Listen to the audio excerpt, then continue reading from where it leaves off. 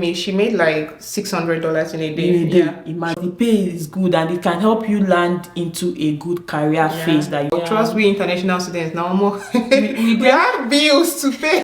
Please look for summer jobs. Consider look for summer jobs because extra 30 minutes, extra 1 hour, extra 1 minute. Like all these minutes, they are not free at all. Like you actually get paid for those. I accumulated the whole money I got during that period from the government. Like it was a lot.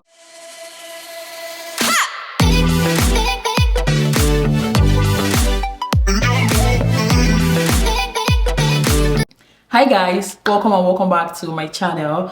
Mara here. If you're returning, you already know I love you so much. Thank you so much for coming back to watch another video. And if this is your first time, hey love, where have you been? Welcome to the channel. I always like to say stay subscribed because we have such a good time on this channel. I'm an international student who is currently living as clean in Canada. I love to make lifestyle content and immigration tips to help international students who want to move to Canada to navigate through their processes. And in today's video, I have my friend who is also a YouTuber and an international student, Lauren, and we want to share how international students earn money in Canada. If this sounds like something you're interested in, definitely keep on watching. The first way that we as international students make money in Canada is through our family. I know that you guys probably didn't see that coming, but like I'm going to be very honest with you guys. Like the major way most international students, especially undergraduate students, make money in Canada is family. Because sometimes people are being sent here by family, and the family pay tuition, family send them like upkeep, especially people from a well-to-do home. Okay, so that is why if you're living in Canada, you don't have to compare your life with another person because you don't really know where they are coming from and the kind of background they are coming from. You don't know where, like how much they came into Canada with and where they are getting their sources from. So if you see people buying certain things and you can't afford it yet, hang in there, my darling. Like it's gonna come. Okay, so most of us international students get money from back home, so don't think that maybe when we move here family is not in the we start plucking money from trees. Personally, for me, I would say that family is also my major like source of income, right? You cannot even come and kill yourself. From my tuition to upkeep to everything, family. Like without them, I don't even think I would have been in Canada right now without my family. So I think family is actually the major source of income for me personally. Exactly. And I would also love to say that for someone like me, I already have a level of independence from family, to be honest. But I'm going to tell you guys the dynamics to that. When I was coming, my parents paid my tuition like for my first semester plus or so they paid the tuition for me because they know that I'm going to have to settle in here, you know, and all of that. But after a while, like I was able to start doing my stuff because I got a job, I started working, I started earning money. So if you're coming here as a student and your parents are paying your tuition and they're like, okay, we're paying your tuition, you can now pay your house rent and bills like that. So situations like that apply. And again, if you're coming as undergraduate, if you're coming here as an undergraduate, sometimes honestly it will be hard for you to pay your tuition because you guys' tuition is like incredibly crazy, like it's so high. So you might not, how would you work to be able to pay a tuition of $20,000 in like a semester? Like that is outrageous. You can't do that no matter the type of job you're doing as a student. So you will always rely on family for that kind of support if you're in that kind of situation. However, if you are coming here for your master's degree, I strongly believe, and even some diploma courses, I strongly believe that you might be fine just because I'm doing it. But I mean, again, this is my experience, okay? So it might vary for different people. For me, as a master's student, I feel like I can actually survive without earning from family, like or getting money from family because of how much my tuition is, and because I take just 2 courses every semester as a master's student, I can pay for them, right? So but if your dynamics is different, suck them before they even send you here, tell them that people have to be there for me. I mean, they can't do this without you guys.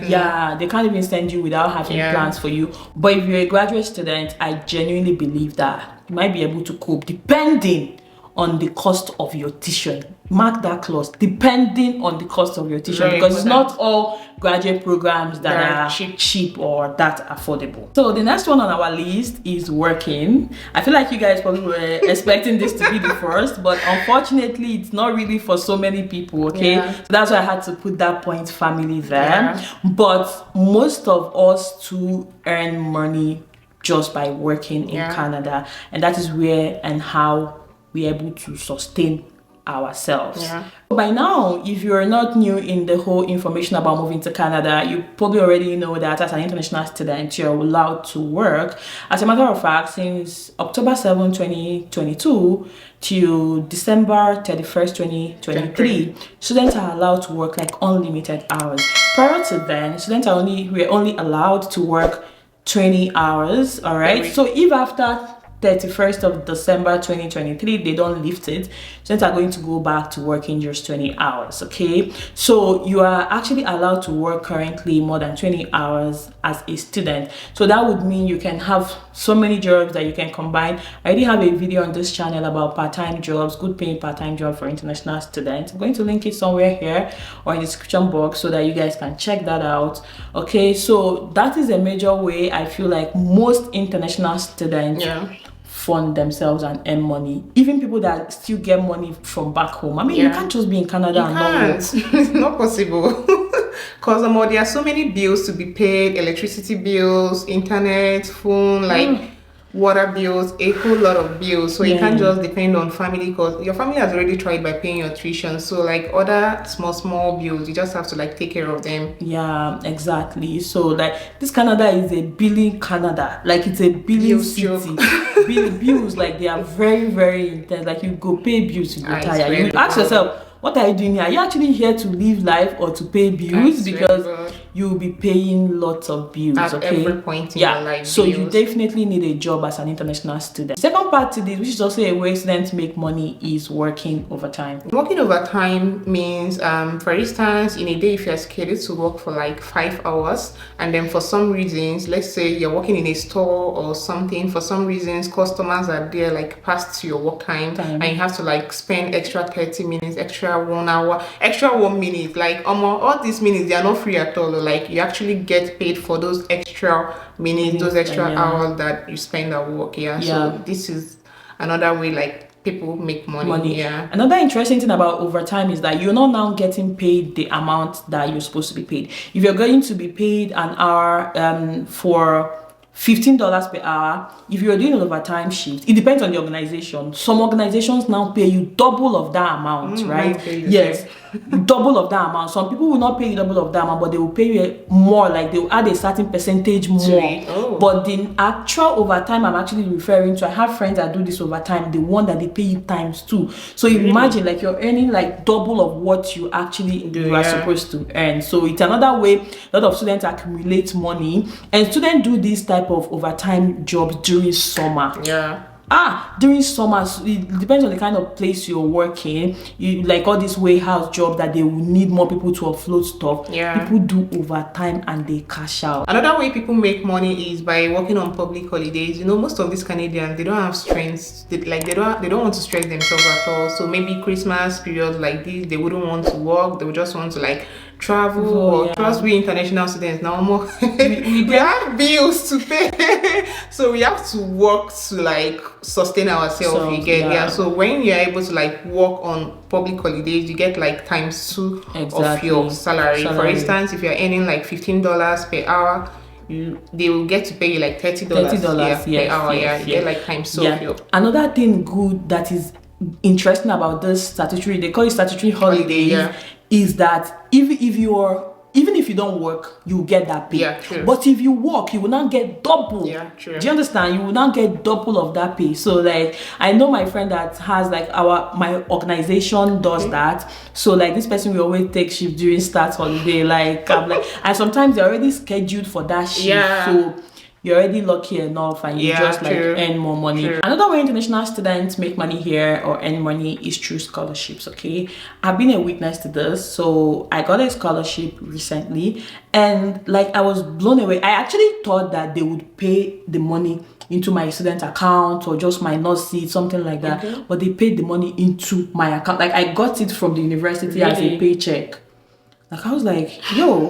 So if I had paid my tuition or I didn't have any tuition, man, I'll be balling. I'll be balling. Do you understand? So student, I don't know if that applies to every school and every scholarship. Definitely would not, right? But this one, I was shocked, and a friend of mine that had also gotten that scholarship then actually told me, oh, that they paid. But I thought like the person was just capping. But when I saw the alert, I'm like, wow, this is true. So imagine I didn't have need to pay tuition, or I already paid my tuition. Just guide the money. Living your lifestyle. No Bahamas. I'm kidding. But like, it's still a lot of money if I had paid my tuition and I just need money to sort out that bill. So it's also a way international students, because I mean, if you're getting a scholarship and they are paying for your tuition, it's a big relief, because the major challenge we have here is paying tuition. Because it's too much.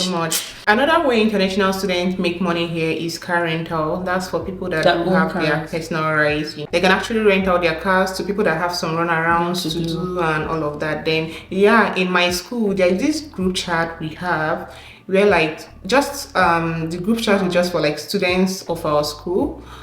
So basically on the group chat, if you need a ride to go to any place, you can just like put up on the group chat, maybe I need a ride from so place to Walmart. So any student that is disposed at that time can message you and tell you, okay, I'll do this for $10, for $5 for this. So I think this is another way that most international students make money. That's interesting. It's also like some people also put their cars on Uber, but you have to know, if you want to do Uber here, their terms sometimes can be strict. So some international students might not yet qualify, because you have to have the Canadian driver's license to qualify. But people that are qualified, that get the license as a student, this is also a way that they make money. Another part of this is also skills, right? Like I tell people, if you have skills, like skills are gold in here, because I feel like back home, like we don't really appreciate skills. But when you come here, that's when you will know. If you have skills, like you can make hair, you're a photographer, you can make up, you can sew clothes, like there's so many ways. And microblading, all those beauty can never go out of style. You can still make a lot of money. And this does not really apply to the work we talked about. It's not like your job, right? You have your job, but you have these ones that can give you like really extra cash that you can use to sort bills. So this is another way that a lot of international students, I know people that are video editors, they shoot videos for you, they did them.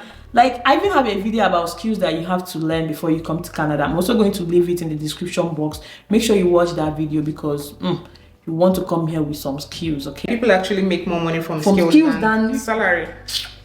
So like, you can do one hair like this and you get paid $200, $250. Like nails. I wanted to make my nails the other day. How many dollars did they tell me? I just had to like paint it myself. You have to learn skills before you come to Canada. I always tell people that just learn something very you can do. It's not cheap here. It's not. In Nigeria, with 10,000, you can get your hair done here. For where it's not even an option. Another way that international students make money here is via summer jobs and internships. Okay, this one is a job, so it's kind of connected to the first point we talked about working, but it's different because it's an internship, so you're working full-time now. Because when you're working as an international student, it's mostly part-time, and you're even limited in the number of hours you can work and the number of jobs. That's why you see many international students having like 2 to 3 jobs, just because they will take some hours here, and make up, right? But if you're doing a summer job or an internship job, which could be a co-op placement, you have like, you're getting almost a full-time position. So, but it's going to come with sometimes you're going to have to take certain number of courses, but that one will now depend on you when you decide to do it, to figure out how many courses you're supposed to take with your department. But in most cases, you're working full-time, and if you're working full-time as a student and the pay is good, man, you're already earning like good amount of money, right? And sometimes this internship, students begin to do it towards the end of their program, and so it means that maybe they're already done with their program. By the time they are finishing program, they probably have saved a lot of money, or at least a reasonable amount of money. Yeah. So please, if you're a student, make sure you're during summer, because during summer, summer jobs, during summer, undergraduate students are allowed to work unlimited hours. Like that one, it doesn't even have any rule now. During summer, undergraduate students can work unlimited hours because you can actually decide not to take classes as an undergraduate student. But as a master's student, during summer, you must take at least one. But one course is almost like no course at all, because you'll be fine. Okay, so make sure that if you're here and you're not looking at summer jobs, please look for summer jobs. Consider look for summer jobs, because the pay is good and it can help you land into a good career phase that you're looking to get in. Another way international students make money here is through tips. Like, Canadians love tips. Jesus Christ. The first time I went to a restaurant here, so they brought the bills to me and I paid with my card, and then the lady was looking at me like, tips. I'm like, I actually came with a friend of mine that had been here like for a very long time. So she had to like bring like $5 and give to the lady before she left, and I'm like, I don't understand. She's like, Canadians love tippings. Like, you have to like, I think you tip like in almost every, I think the people that this tip thing works more for are people that work in a restaurant. And hospitality department. My classmate came in, she made like $600 in a day. Imagine. She works in a restaurant in Regina. So the last point that we have on how international students make money, which I've also been a beneficiary of, is actually tax returns and government tips. I don't know if it's government tips now. I don't know. You said you've not gotten any money from government. No. Wow. But my friend said she got 2,000 the other day. Well, she'd been here since March last year. So. Wow, I've gotten way more than that, because like I know that they always give this climate money, and it's never less than $100. Like once in a while, like it comes more frequent than I actually thought I would be getting that kind of money. Yes, and at a point during my stay here, I was actually getting like some money from the government. I did tax return, right? And when you're doing your tax return, I don't know much about tax, but I'm just going to explain it because I have someone that files my tax.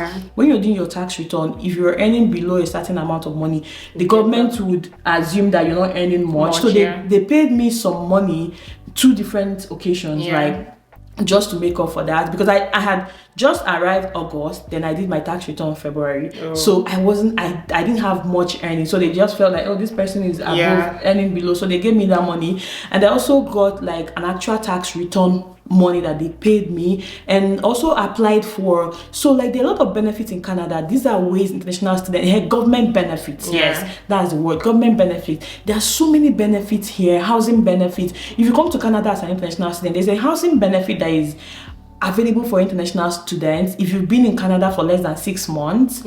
I don't know, if I find a link, I will add it. If I don't find it, just know I can't find it. You just have to be open to getting information, because then we were told to apply and we got $500, and that money really helped me. By the time I was accumulated the whole money I got during that period from the government, like it was a lot. Like I was like, did they like send a check or they pay directly to my direct deposit, because I did my tax return, so the government already had my direct deposit. Maybe because I've not done tax return. Good, that's why. So when you do tax return, you start getting some of those benefits. So make sure don't go and say, I'm not doing that, I'm not interested.